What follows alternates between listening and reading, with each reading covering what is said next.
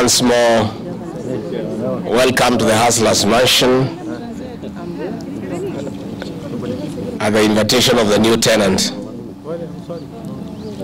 We have had the 20th ordinary session of IBEC, and we have agreed on a few issues that I intend to share with you for public consumption. One, we have discussed the issues of pending bills, and the meeting has defined the pending bills as valid invoices properly delivered and outstanding at the end of the financial year. We have also agreed that the governors cannot pay every pending bill without interrogating the authenticity, and hence we have agreed that governors will have 2 weeks to interrogate all pending bills and ascertain the ones that are payable and the ones that are not payable. Thereafter, there will be 1 week to share notes and compare with what the Controller of Budget has, so that there can be a mutual agreement on what needs to be paid and what needs to be disregarded. Many governors have found huge bills that cannot be explained and that have no supporting documents, and they are not legally bound to honor such bills because they will be held accountable if they pay bills that are not supported and that were not procured in a regular manner. We have therefore, the meeting has mandated governors to constitute committees to interrogate all the bills and ascertain the ones that are payable. Number 2, on privatization of sugar companies, the Ministry of Agriculture has submitted 5 cases that were before courts and concluded and dismissed. 3 are still pending. Again, the Ministry of Agriculture has considered that through public participation,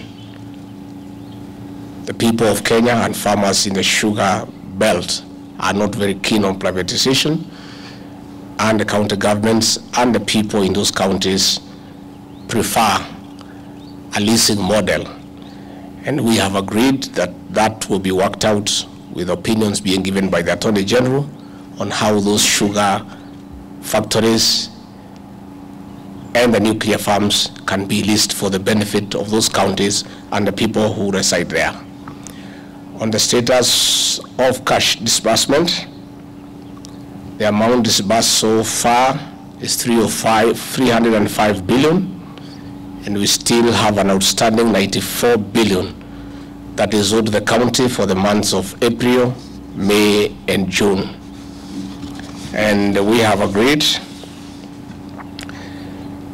that owing to the difficult situation the country is having in terms of availability of exchequers,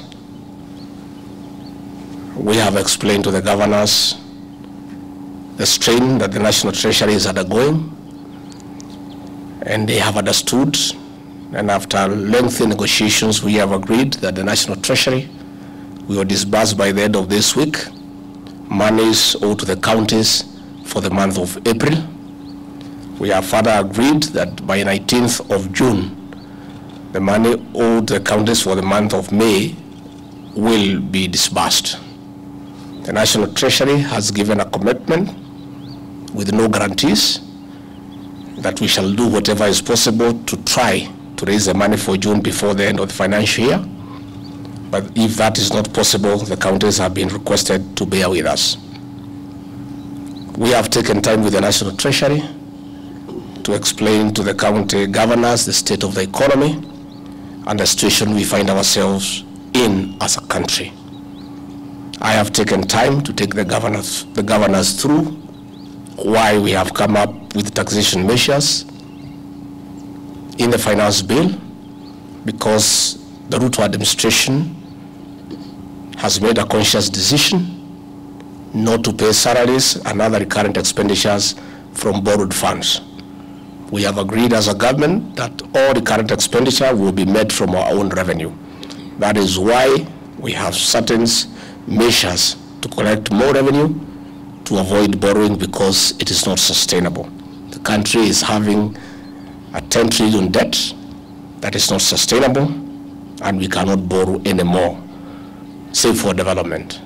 As we have said repeatedly, if you find yourself in a hole, you stop digging and figure out how to get out.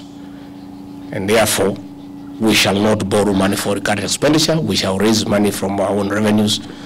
And I'm sure the governors have exercised understanding. It is in that spirit that I've also asked them to consider and to appreciate that they are in the same boat with the national government in matters revenue collection, that if we don't collect enough revenue, there will be no money available to the county governments.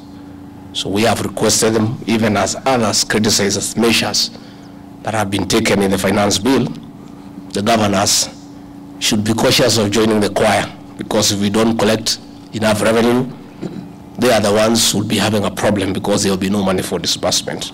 On the Equalization Fund, Bill 2023, which is before Parliament for consideration, governors have raised issues that there are some counties that have similar climatic conditions as to those that are benefiting, and they were left out. We have agreed that there will be a meeting to interrogate and review the criteria that was used to identify those counties that should be beneficiaries of the Equalization Fund, with a view of ensuring there is fairness and equity. The Intergovernmental Relations Technical Committee is undertaking the process of transfer of devolved functions that shall be complete within the next 3 weeks. Thereafter, I have been mandated to convene a special meeting of IBEC to consider the report and make the requisite recommendations. We have also discussed the issue of liabilities that were inherited from the defunct local authorities, and we have agreed that the team that is working on it will submit their report to the county governments in advance so that they can interrogate before we have the meeting. In a nutshell, we have also agreed that the new policy of continuous engagement by the Ruto administration between the national and the county governments continue. Again, we have restated that the two governments are one, we serve the same people, and we have therefore encouraged cooperation at all fronts. And before I forget, we also agreed on the issue of mining. The governors have raised concern of their coordinated approach towards exploiting minerals in the entire country, and information has not been forthcoming to county governments. The minister in charge of mining has also raised concern about haphazard licensing of mineral prospectors against the law, and as a result, the meeting has agreed there is need to have a one-day stakeholders symposium that have been mandated to convene and chair to discuss on how to exploit minerals in a sustainable manner for the benefit of the counties, the people who live in those counties, and the national government, because this will be a good way, again, to enhance our revenue collection, both for the national government and the county governments. Thank you very much. Asanteni sana.